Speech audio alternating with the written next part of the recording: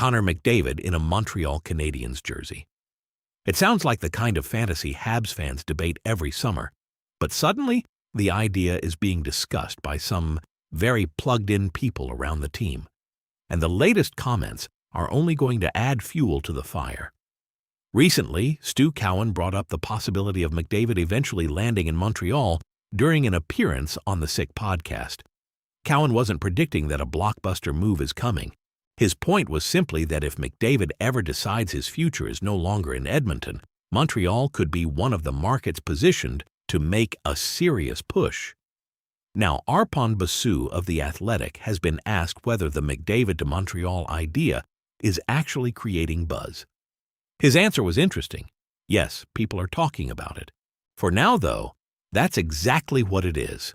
Talk. But here's why Canadiens fans shouldn't completely dismiss the conversation. If Connor McDavid ever becomes available, Kent Hughes would almost certainly have to investigate. We're talking about arguably the most dangerous offensive player of his generation, joining a Canadiens organization loaded with young talent, prospects, and increasingly serious ambitions. Montreal also offers something very few cities can. If McDavid helped bring a Stanley Cup back to the Canadiens, he wouldn't simply be another superstar who won a championship. He could become immortal in one of hockey's most historic markets.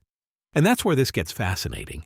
McDavid's current Edmonton contract runs through the 2027-28 season, meaning his future could become one of the biggest stories in hockey well before then. If Edmonton ever considered a trade, Montreal would have assets to discuss, but the price would undoubtedly be enormous.